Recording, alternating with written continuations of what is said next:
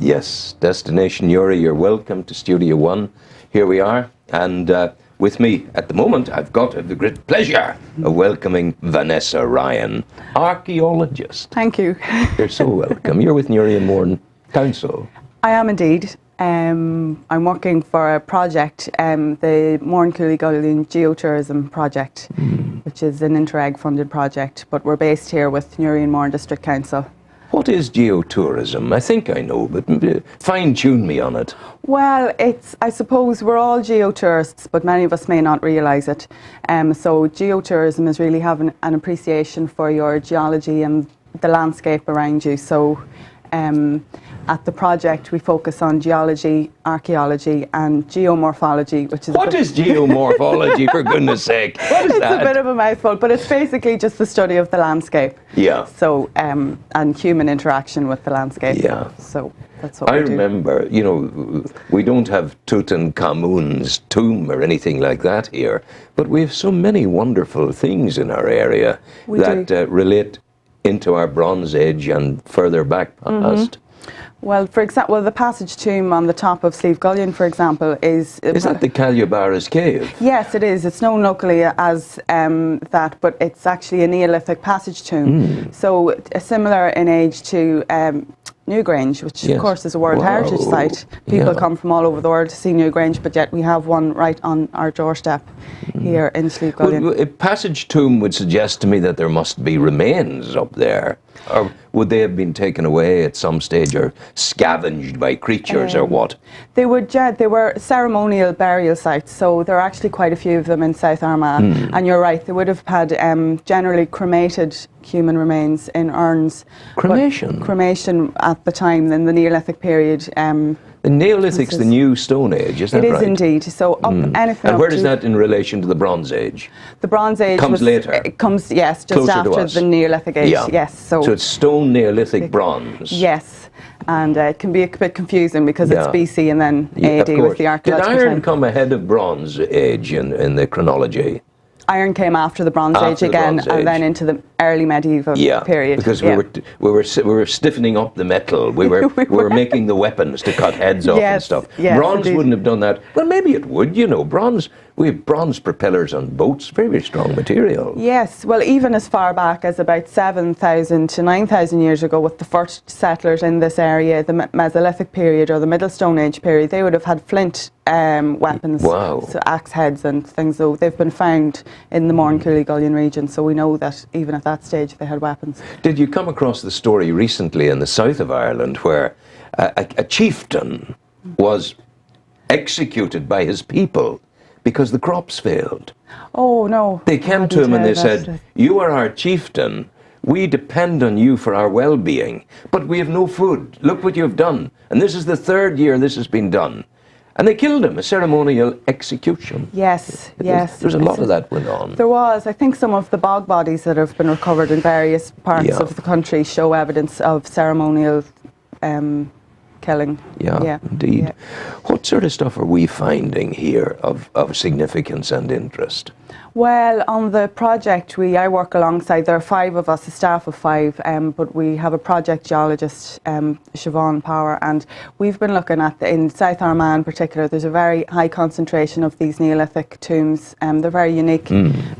So we have those. We have fantastic medieval sites, for example, at Killeavy, which was... Killeavy Old Church? Yes. Fantastic place. We think there was some sort of a settlement there from about the 6th century onwards, so it's hundreds of years old. And there are connections there with Cooley and with Fahart, with St. Menina as well. But St. Menina, it's a much later arrival, the Christian saints and messages. But the things you look at on a daily basis are the pagan remains of a pagan past. And it often strikes me, all of the people that we see in the bogs, all of the bodies that are preserved, these were once sentient beings on the planet Earth. And they had hopes that God would be good to them. And they end up in a bog. Yes, it's the mind boggles to think of it. But absolutely. But they had a fair knowledge of, for example, the passage tomb at Slieve Gullion is aligned with the winter solstice, with the setting sun. So they had a fair knowledge of nature and of these things. Why do you think Why do you think, Vanessa, it was necessary to align the passage tombs with the solstice sun? I think it was religious. I think that, well, obviously, as you said, it was in the period before Christianity. So they had, where, as you say, they were humans like us. They were spiritual beings. They must have had beliefs, and I think that they looked at nature around them and they tried to make that relevant to their lives, and they aligned these fantastic monuments with. But you could imagine, you and me in the Neolithic time, sitting there looking out across the valley and figuring, as a king and queen might do, how are we going to make this meet? The sun always rises there. Isn't that wonderful, my queen? What can we do about that? What was the thought process that linked them into that kind of creation that would have an alignment with, and why was it important to align with that sun? Any evidence on that? Well, I think people think of them as being primitive, but of course they weren't. They were intelligent people just like we are. So I would imagine that they saw the sun, of course, they associated with life and with the source of, dependence on it, the crops, everything, and fertility, the whole lot. Yes, of course, that was a big thing as well, and the whole idea of the circle and the cycle of life. So I think that's why I think they were intelligent, just as we were. We think of them as being primitive because they lived so long ago, but of course they worked weren't. out their own strategies, perhaps. They did. That was the way it went forward. When you go on an excavation to one of the tombs, it's not every tomb you will excavate because they're very carefully preserved and looked after. Yes. But is there anything new to be found? I think there is. With these prehistoric tombs, for example, in South Armagh, many of them were partially excavated in the 1960s and the 1930s, but only a very small portion of them would have been excavated. So you're talking about 50 years ago. So with all of the incredible advances in scientific knowledge and dating methods, I think that if any one of those sites was to be extensively excavated, God knows what we would find. Yeah. Do you believe, an educated guess here is about all you can give, but is there anything out there that could make you go, wow, unbelievable? Yes, I think definitely. Really? Yes, I think any of these sites, these prehistoric sites, if they were excavated fully and completely, we would have maybe gain a much greater understanding of how these people lived and their belief systems.